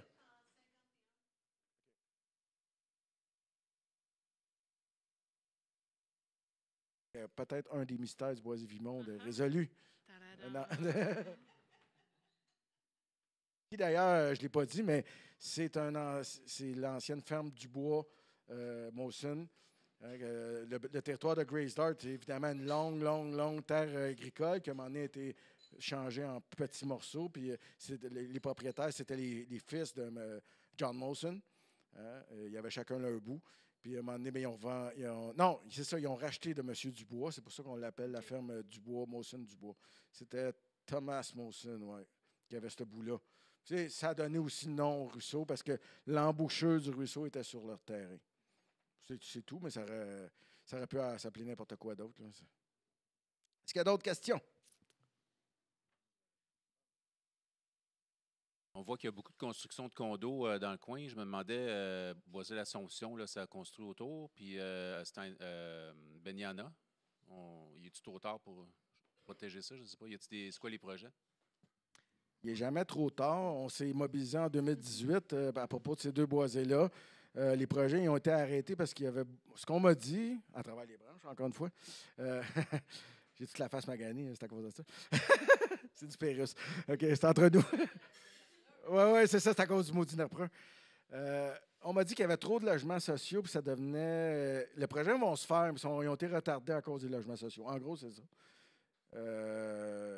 Malheureux, mais il n'est jamais trop tard pour les protéger. C'est parce qu'il n'y a personne qui habite à côté. Au contraire du Steinberg et tout ça, vous êtes vraiment plusieurs habités à côté. Ça vous tient à cœur. Et Boisé, Beniana et de l'Assomption, ils sont loin de vous, fait que vous ne les voyez pas. Ils sont un peu. C'est ça. Puis il n'y a personne qui reste proche non plus. C'est que des restaurants ou des commerces. Il n'y a personne qui veut se mobiliser. C'est ça, la mobilisation n'était pas assez forte. Puis on s'est fait dire en 2018 qu'on était une année trop tard. Parce qu'on avait parlé de ces boisés-là déjà lors d'un office de consultation publique de 2017 à propos d'Assomption Nord. Ouais. Mais d'avoir séparé les deux Assomptions, on n'aime pas le nom, c'est la longue pointe, mais bon, c'était déjà une manière de diviser encore les citoyens. Ouais. Je ne veux pas parler de conspirationnisme, mais on dirait que c'était comme un peu comme ça va être plus simple de parler de ça, puis après de ça, puis ça va être vraiment élevé. Qu'est-ce qu'on va parler au sud, Assomption Sud, là? Mais c'est des noms qu'on n'aime pas, ça, Assomption Sud, on ne les retiendra pas. On les retiendra pas. Quand le territoire sera à nous, ça va être d'autres choses, puis on le décidera ensemble. Non, on ne veut pas d'Assomption, point. Stop Assomption. Ouais, c'est ça. Les projets m'avaient semblé aussi vraiment embarqués. Là, c'est fini, c'est trop tard, il n'y a plus rien à faire. Mais tu sais, finalement, Ils sont encore debout. sont encore debout, les boisés. Fait que je pense vraiment qu'il n'est pas trop tard pour reprendre aussi ce morceau-là. C'est vrai que c'est dur de se battre pour ceux qui sont plus loin de nous. Mais tu sais, c'est ça aussi, tu sais, les projets résidentiels tellement denses, de tours d'habitation immenses, entourés de vieux stationnements abandonnés, d'anciennes industries. Puis ils vont construire sur les boisés, puis ils vont laisser les vieux parkings abandonnés là. Ouais. Tu sais, faites le contraire. Tu sais, construisez sur les vieux parkings, puis laissez les gens qui habitent autour profiter des boisés. Tu sais, la logique fait aucun sens. Ça manque de planification. C'est parce que c'est que les entrepreneurs privés qui peuvent se permettre de commencer des projets d'habitation comme ça. Fait qu'ils font ce qu'ils veulent comme ils veulent, avec si peu de restrictions. Fait que c'est très difficile de les protéger. Mais il n'est pas trop tard pour... je me rappelle que les élus, en 2018, rêvaient encore de faire des échanges de terrain ou de faire des... Avec la cour Chauveau, ça, je me souviens, mais il n'y a rien arrivé. Puis Laurence Lavigne-Lanonde, qui était là, est devenue... est ailleurs, là, fait que, Mais ça, c'est... Là on parle de municipal, là, de problèmes municipaux qui ne se règlent pas. Au contraire de Raymond, qui est vraiment un projet fédéral, je tiens à le dire. D'après moi... Dis-moi si je me trompe, mais c'est ça la grosse problématique. Ces deux gros clients ou fournisseurs sont fédéraux. Fait que le fédéral, il faudrait qu'il soit ici, en train de nous aider, tu sais, aussi. Là. Est-ce que Soraya nous aide vraiment? Et là, la question... Un petit peu, mais est-ce que est-ce assez? Non. Mais pourquoi on a voté pour elle? C'est ça la grosse question? Oui, il fallait que je le dise. Mais je comprends pas que ça a été voté libéral dans Hochelaga. C'est illogique. Le Hochelaga, à notre défense, là, le Hochelaga fédéral, il est grand. Oui, c'est le côté de Rosemont de mon bord qui ont voté libéral, oui. Parce qu'il ne faut pas voter pour le parti au pouvoir, il faut voter pour l'opposition. Quand tu veux changer des choses, le parti au pouvoir est tout le temps là pour ne pas changer les choses. Ben, c'est ça, en tout cas, vous le savez. Je suis encore en crise de ça. Y a-t-il d'autres questions? On ne parlera pas politique, là, je vais me fâcher.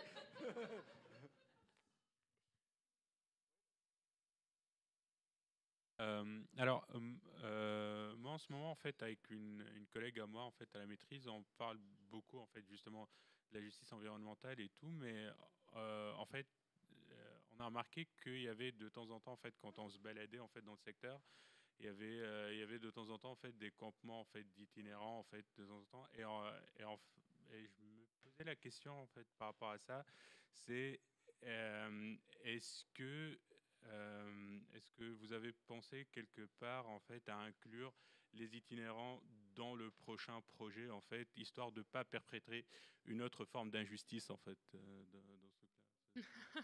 Ben, c'est complexe, c'est là, comme complexe. enjeu.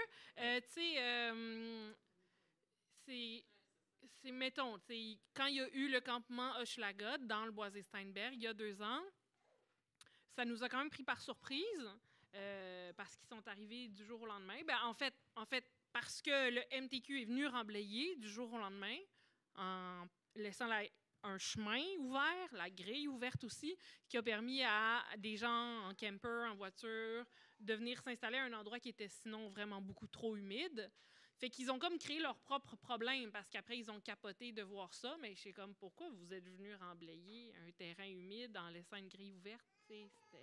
Ça allait bien, là, tu sais. Fait que, mais tu sais, nous, on a fait une corvée quelques semaines après et les gens du campement avaient, ben, pas tout le monde, mais tu sais, il y en a beaucoup qui ont mis la main à la pâte, qui étaient heureux de pouvoir nettoyer avec nous. Tu sais, on a rêvé de faire le jardin parce que finalement, on a fait le jardin sur la friche ferroviaire parce que suite à l'expulsion du campement, ils ont tout clôturé, barbelé puis surveillé. Fait qu'on c'était plus vraiment accessible à ce moment-là, mais le projet initial, c'était de faire un jardin à cet endroit-là. Puis, tu sais, il y avait des gens qui étaient prêts à embarquer avec nous. C'est sûr qu'il va falloir s'asseoir avec l'anonyme, entre autres, pour trouver des solutions ensemble. C'est vraiment pas ma spécialité à Non, moi. ouais. Puis des campements, de toute façon, il y en a à la grandeur du territoire. Là. Il y en a même dans le Bois des Pères, il y en a au Bois, il y en a peut-être moins, là, parce que là, il y a plus de gens qui pas, mais il y en a aussi au Parc Maisonneuve. Des campements, il y en a partout. Ouais. Mais là, c'est vraiment une spécialité que j'ai pas. Ben, c'est ça, Si on moi, va s'asseoir avec non les bonnes plus, personnes, mais comme le comité de surveillance, je Ouais. ne sais pas quel organisme qu'ils font affaire là, pour ce qui est des campements. C'est sûr qu'à terme, eux, finalement, ils s'en débarrassent. Là. Ils n'en veulent pas. Ouais. Ouais. Mais c'est dur à. C'est que dans un petit terrain, Ouais. ça devient vite. Ben, tu sais, c'est aussi, mettons. Finalement aussi, ça peut exclure beaucoup de personnes qui sont plus capables d'aller se promener avec leurs chiens, faire leur jogging avec leurs enfants, si le campement est trop envahissant. Ou, fait que c'est une cohabitation qui est fragile, qui est difficile. Mais à date, c'est une cohabitation qui se fait spontanément sur ces terrains-là. En fait, c'est plus difficile depuis que le terrain de Raymond a été rasé parce que c'est rendu plus proche des espaces résidentiels, plus densément habités. Fait que là, il y a plus de rencontres ou de... Mais, tu sais, ça se fait, ça s'est toujours fait. Moi, je vois pas ça comme étant difficile. Après, tu sais, est-ce que dans les parcs nature, les campements sont interdits? Évidemment. Mais, par exemple, au Champ des possibles, ça n'est pas interdit. Mais il y a aussi une approche qui est bien gros, comme vous pouvez faire ce que vous voulez si vous ne nuisez pas aux autres. Puis, fait que les gens sont approchés avec cette mentalité-là aussi, tu sais. Fait que ça crée aussi un espace où tout le monde est plus au courant de ce qui les entoure, puis des acteurs là, du terrain. Fait que bref, on n'est vraiment pas des spécialistes. Non, mais ça reste complexe. Mais ouais. Il y a moyen de ne pas faire des horreurs d'éviction à répétition. Là, il y a moyen d'avoir un peu plus de respect là, de tous les côtés. Ceux qui ont fait il y a 2 ans au Boisé-Steinberg, c'est une technique politique pour attirer les gens, pour en parler, les journalistes, puis ça a réussi. Ouais. Mais ils ont fait un sacré bordel. Là. Ils faisaient des gros parties là, aussi. C'était pas juste un campement. Là, il y avait beaucoup d'autos. C'était plus un campement. Là. C'était un camping là, avec des grosses camionnettes puis tout ça. Puis, ouais. Est-ce qu'il y a d'autres questions? Ah, tu avais préparé une question sur papier en plus? Pas une question sur papier, mais c'est ça. Tantôt, tu as parlé de bémol. Moi, dans la vie, j'aime ça, les bémols. Fait que j'avais noté un bémol. C'est ça, on parle de restaurer le boisé, puis tout ça. Bon, c'est sûr que oui, tu sais, on veut... Moi, en fait, je veux juste qu'il reste là, tu sais. J'ai pas forcément une perspective de restauration. En fait, la restauration, je le vois plus dans une dynamique de guérison, de relation au territoire, puis de comment le territoire guérit avec nos usages et comment... c'est donc notre manière de vie, comment elle guérit le territoire, plutôt que d'essayer d'accélérer le territoire, d'essayer de le restaurer, ou comme si on pouvait comme le construire, le territoire. Puis après, il y a tout le côté vraiment indigène, adaptation, que toi, tu parles beaucoup, tu sais. Puis moi, un des trucs qui m'a déprimé l'année dernière, avec mes enfants, on lisait des brouillards. Puis le quiz, là, c'était dans 50 ans, les enfants, ils iront aux pommes ou ils iront aux oranges? Ben, ils iront aux oranges, si on poursuit. Puis tu sais, donc, est-ce que les plantes indigènes sont adaptées à ce qui s'en vient, en fait? Donc, est-ce qu'il ne faut pas privilégier aussi ce qui s'adapte, ce qui est là, puis ce qui s'adapte. La connectivité, moi, j'ai déjà proposé ce projet-là dans un cours de maîtrise en biologie. Puis, la première chose qu'on m'a dit, c'est que je étais en train de créer un corridor d'espèces exotiques envahissantes. Puis là, je me suis dit, ben alors, on fait quoi? On laisse tout asphalter, on laisse tout détruire, tu sais. Puis c'est là aussi où je reviens, où il faut peut-être protéger les espèces adaptées, sans dire qu'il faut laisser place libre à toutes les espèces envahissantes. Hein. Je préfère la quenouille que la phragmite. Mais la phragmite a permis qu'on aime le terrain. Fait que beaucoup aiment le terrain. Fait qu'il y a tout ça. Puis après, il y a tout le côté accès. Puis que je pense que c'est ça qu'on veut protéger. On veut protéger l'accès d'une communauté, de la communauté globale, qui puisse pouvoir profiter de ce territoire-là, de guérir la communauté et guérir le territoire ensemble. Et je pense que c'est ça que fait la mobilisation. On se rencontre, on discute, on a des discussions vraiment diverses et variées, parfois conflictuelles, mais on va tous dans la même direction, qui est, on veut reconnecter avec ce territoire-là. Fait que... Puis pour l'achat, j'avais noté aussi ça, les fiducies, je pense que ce serait quelque chose, j'ai plus confiance en fiducie que d'une OBNL qui... Il reste que la fiducie puis la philanthropie a plein de défis à relever, mais j'ai plus confiance en la fiducie environnementale qu'en la ville. Merci, Joris. J'aimerais te répondre tout de suite sur ce qui est des plantes exotiques envahissantes. Non, mais c'est correct, je le sais. Je suis un utopiste, là, mais ils sont tellement envahissantes que je ne veux pas planter à outrance non plus. Là. Puis je ne suis pas un utopiste, là, mais non, les plantes, il y a certaines plantes indigènes qui sont tellement bien adaptées, mais ceux qui sont déjà présentes sur le territoire, là, dont le papier deltoïde, cornouiller, tout ce qui est très commun, sont très adaptés, ça paraît, puis sont très présentes. Mais il y a certaines espèces, dont le nerf brun, qui est tellement envahissant qu'on peut penser planter d'autres choses. Et la problématique dans le Boisé-Vimont, quand il y a d'autres biologistes qui viennent, il y a trop d'érables de Norvège, qui est une espèce qu'on essaye de stopper, que je fais juste dire, essayons de planter d'autres choses à travers, qu'il faut quand même bien sortir du lot pour essayer de limiter un peu, mais on ne rasera rien. Non, je sais, mais tu as raison que des fois, je parle trop indigène, puis c'est vrai qu'il y a peut-être des espèces dans ce que je nomme, dont peut-être l'ostrier, qui ne seront peut-être pas adaptées dans 50 ans. Ça, tu touches un point très important. Pour ce qui est de la fiducie, par contre, je ne sais pas si mais là, c'est ton chum, là, tu dois en avoir déjà entendu parler, là. Excusez. Oui, mais je ne connais pas encore très bien ce concept de fiducie, mais c'est une option qui va être intéressante. En tout cas, prenons la ville, j'en ai entendu beaucoup parler pour des projets de logement, puis je pense que ça s'est fait au Chopingus, une fiducie qui a permis l'acquisition de ces terrains-là. Je pense qu'on peut commencer à réfléchir à des fiducies pour protéger des territoires, mais ça se fait tout le temps un petit peu dans un but aussi rentable, là, économique rentable. Fait que, à quel point est-ce que un projet comme ça de préservation, de conservation pourrait s'adapter, mais c'est quelque chose à réfléchir, là, à étudier. Ouais.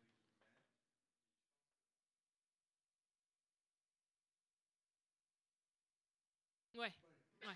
Il n'est pas ordinaire pour moi, il est extraordinaire. Moi, mais je sais, pour certains types de biologistes, mais c'est complètement extraordinaire. Là. Surtout la friche ferroviaire, moi, je trouve ça vraiment d'une beauté inouïe. Ce mélange-là de ruines, de bouleaux gris, puis de toutes sortes d'espèces, en fait. Là, tu vas trouver un peu de tout. Mais c'est rare. Il y a pas. Puis surtout, que tu peux voir très loin. Ou à Montréal, tu peux voir aussi loin. Tu vois le stade au loin, tu vois les pyramides olympiques, tu vois vraiment loin. Puis ça, oui. Oui, le ciel, oui. Oui. Ouais. Fait que oui, effectivement, il ne faut peut-être pas trop planter, mais il faut planter au bon endroit pour ne pas enlever ça. Puis tu disais que les prairies, c'est aussi très serviable, là, évidemment. Est-ce qu'il y a d'autres questions?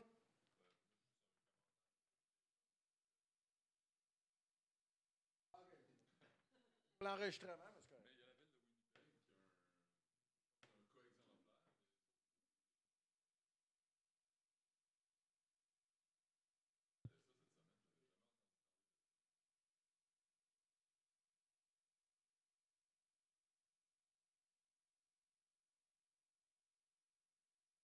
asphalté là, que Raymond Leschtig. OK.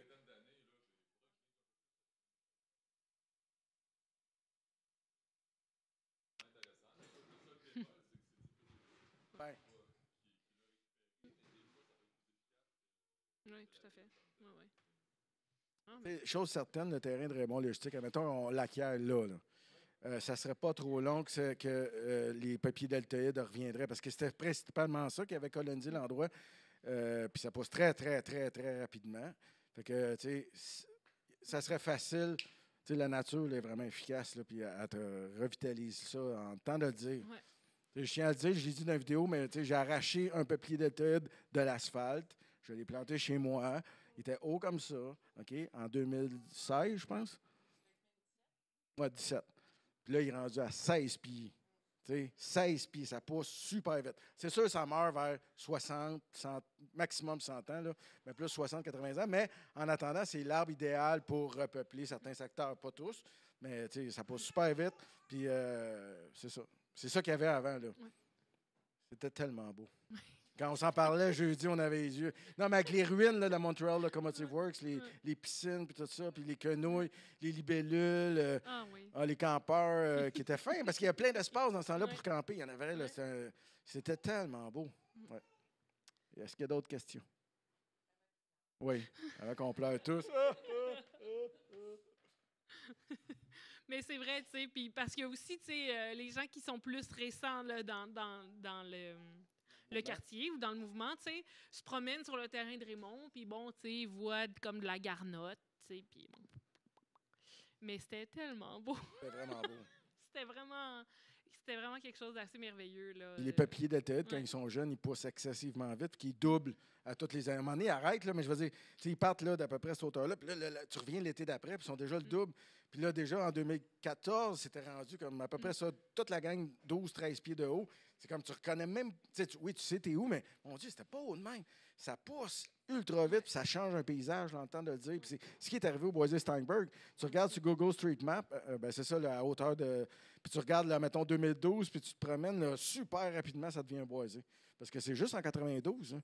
Puis, tu sais, ça a été très stagnant pendant des années, puis à un moment donné, les espèces d'arbres se sont installées.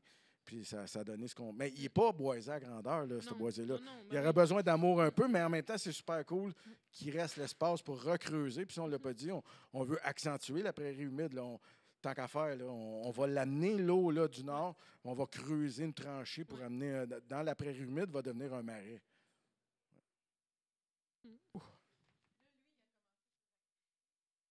Raymond? Oui, ben c'est pas exactement ses activités parce qu'on se rappelle que lui, il fait du transbordement de marchandises. Ça veut dire qu'il reçoit des conteneurs par train, puis qu'il les ensâche, là, il fait du vrac alimentaire, puis qu'il les renvoie par camion jusqu'au port pour que ce soit distribué partout sur la planète. Et donc, c'est pas ça qu'il fait actuellement. La phase 1, tu sais, ce qu'on en comprend, là, c'est juste parce que depuis cet été, là, le port puis la Chambre de commerce faisaient des appels à l'aide. Genre, il y a trop de conteneurs, on déborde, il faut pouvoir les stocker quelque part. Puis il y a ce terrain-là qui sert à rien. Fait que là, c'est ça aussi, tu sais, ce genre de pression-là du lobby. Le lobby de la logistique, je pensais pas que c'était quelque chose, mais le lobby de la logistique est vraiment fort à Montréal. Fait que c'est ça, il n'y a que ça. Là, ils stockent des conteneurs pour le port. Il n'y a pas de transbordement qui est actuellement fait.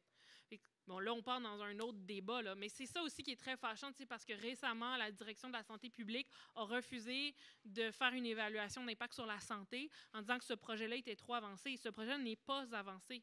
Il y a 8 de son terrain qui est asphalté, puis il stocke des conteneurs pour une autre entreprise. Il n'y a pas de projet de plateforme de transbordement de Raymond Logistique actuellement, et il n'est pas trop tard pour une évaluation d'impact sur la santé.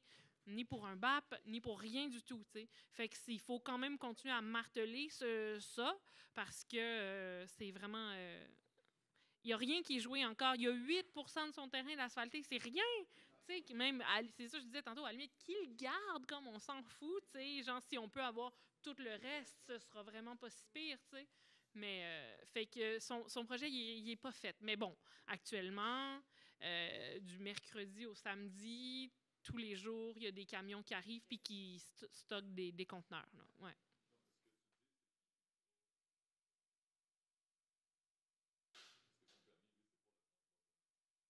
Ouais, c'est flou. Non, mais je sais pas.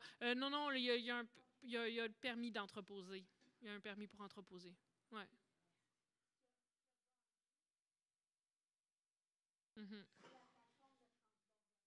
Ouais.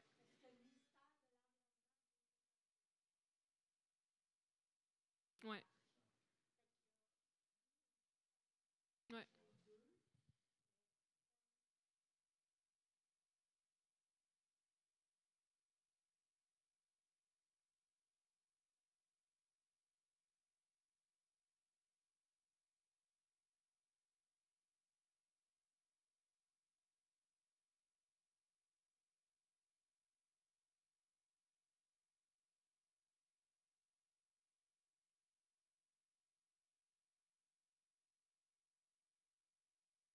Bon, fait que c'est tout ça aussi, tu sais, c'est ça aussi contre lequel on se bat, tu sais, cette industrialisation-là de l'Est de Montréal tu sais, tu sais, les expansions du port, les augmentations d'infrastructures autoroutières, l'augmentation d'entreposage, bon. Fait que on se bat contre quelque chose qui est quand même vraiment très, très énorme.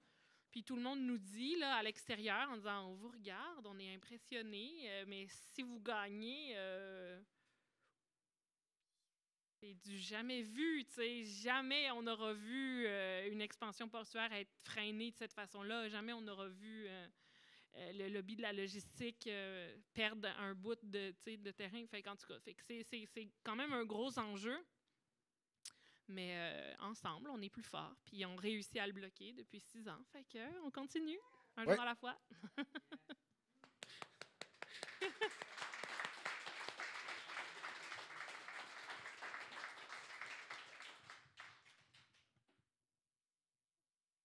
Ouais. Bon, je vous souhaite une bonne soirée, là. Ah ouais, ben, puis là, OK. Fait que dans les annonces de fin de soirée, n'oubliez pas, notre marché de Noël a été annulé aujourd'hui à cause de la pluie, mais il est reporté à demain, 13h, de 13 à 16h. Et puis,